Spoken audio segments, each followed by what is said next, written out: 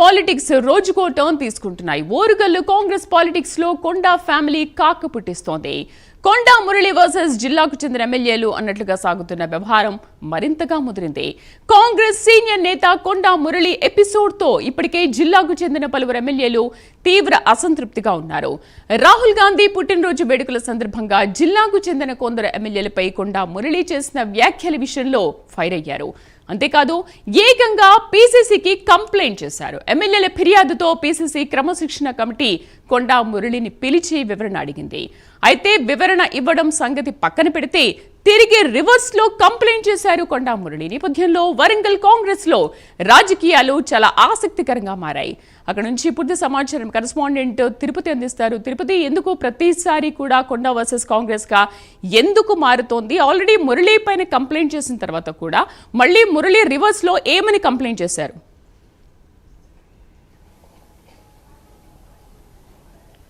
శ్రీదేవి, వరంగల్ జిల్లా కాంగ్రెస్లో కొండా ఫ్యామిలీ కళ్ళలో కంటిన్యూ అవుతున్నటువంటి పరిస్థితి కనబడుతుంది.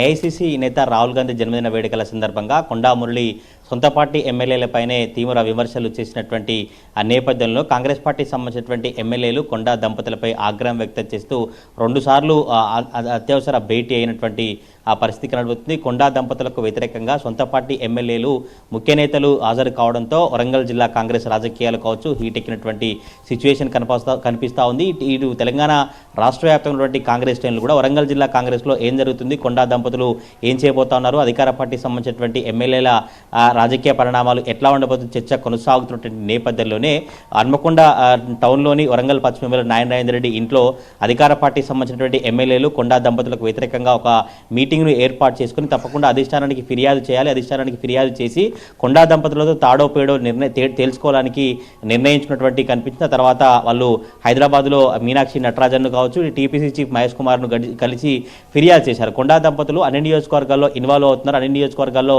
డిస్టర్బ్ చేస్తున్నట్టు కూడా సొంత పార్టీ ఎమ్మెల్యేలే కొండా దంపతులపై ఫిర్యాదు చేశారు. ఆ తర్వాత మళ్ళీ ఈ గాంధీ భవన్కు వెళ్ళి కొండా మురళి ఉమ్మడి వరంగల్ జిల్లా కాంగ్రెస్లో కాంగ్రెస్ పరిణామాలు ఏ విధంగా ఉన్నాయి, ఎమ్మెల్యేలు ఎట్లా వ్యవహరిస్తున్నారు, కార్యకర్తలకు ఎవరు అండగా ఉంటున్నారు, ప్రభుత్వ పార్టీ కార్యక్రమాల్లో ఎటువంటి పరిణామాలు ఉన్నాయో పూర్తిగా ఒక 6 పేజీల లేఖను టీపీసీసీ క్రమశిక్షణ వంటి మల్లు రవికి ఆయన అందజేసి ఒక్కొక్కరు ఎమ్మెల్యే ఒక్కొక్క నియోజకవర్గంలో ఎటువంటి పరిస్థితులు ఉన్నాయి, కొండా దంపతులతో మంత్రితో ఎట్లా వ్యవహరిస్తున్నటువంటి పూర్తిగా ఒక్కొక్క ఎమ్మెల్యేకి సంబంధించినటువంటి వివరాలను ఆయన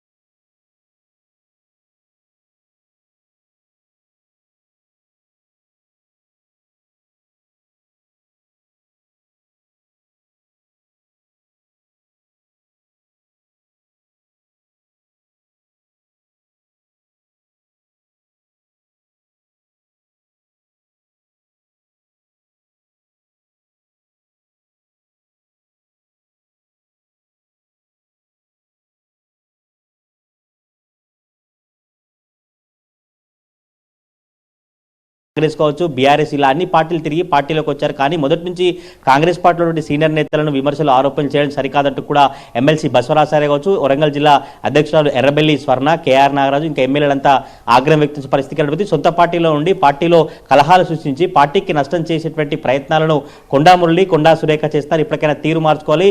జూలై 5వ తారీఖు వరకు తప్పకుండా డెడ్ లైన్ ఇచ్చారు. జూలై 5వ తారీఖు వరకు ఒకవేళ నిర్ణయం కనుక తీసుకోకపోతే ప్రభుత్వ కావచ్చు పార్టీ కార్యక్రమాల్లో ఎమ్మెల్యేలు దూరంగా ఉండేందుకు సిద్ధం పరిస్థితి కనబడుతుంది. ఒక అధికార పార్టీలో ఉన్నప్పటికీ కూడా అవసరమైతే ప్రతిపక్ష పాత్ర పోషిస్తాం, కానీ కొండా మురళి, కొండా సురేఖను మాత్రం ఉపేక్షించలేదు. తప్పకుండా అధికారానికి సంబంధించినటువంటి మీనాక్షి నటరాజన్ కావచ్చు, టీపీసీసీ తప్పకుండా చర్యలు తీసుకోవాలని ఎమ్మెల్యేలు చెప్తున్నటువంటి పరిస్థితి అయితే కనబడతా ఉంది. దీనికి సంబంధించి కూడా కొండా మురళి మాత్రం తప్పకుండా నేను అధిష్టానానికి వివరణ ఇచ్చాను, అధిష్టానంతో మాట్లాడాను, నేను అధిష్టానం కేవలం నేనే కలిసి వెళ్ళాను, వాళ్ళేం నాకు రావాలని పిలవలేదంటూ కూడా ఆయన వ్యాఖ్యలు చేసినటువంటి పరిస్థితి కనబడుతుంది. గత కొద్ది రోజులుగా వరంగల్ జిల్లా కాంగ్రెస్ లో మాత్రం కొండా ఫ్యామిలీ కంటిన్యూ అవుతున్నటువంటి పరిస్థితి కనబడుతుంది. అయితే ఈ కాంగ్రెస్ లో సొంత పార్టీలోనే కొండా మురళికి, కొండా దంపతులకు తీవ్ర స్థాయిలో ఎదురుగాలి కావచ్చు ఈ రాజకీయ వివాదం కొనసాగుతున్న నేపథ్యంలోనే ఇప్పుడు తాజాగా కొండా సురేఖపై మాజీ ఎమ్మెల్యే నన్నపల్లి నరేందర్ కావచ్చు, బీజేపీ నేత ఎర్రబెల్లి ప్రదీప్ రావు ఎన్నికల కమిషన్ కు ఫిర్యాదు చేశారు. ఇటీవల కొండా మురళి కార్యక్రమంలో పాల్గొని ఎన్నికల సమయంలో 70 కోట్లు ఖర్చు చేశాను, 16 ఎకరాల భూమిని అమ్ముకున్నానంటూ ఆయన బహిరంగ ప్రకటన చేశారు. అయితే ఈ ప్రకటనకు సంబంధించినటువంటి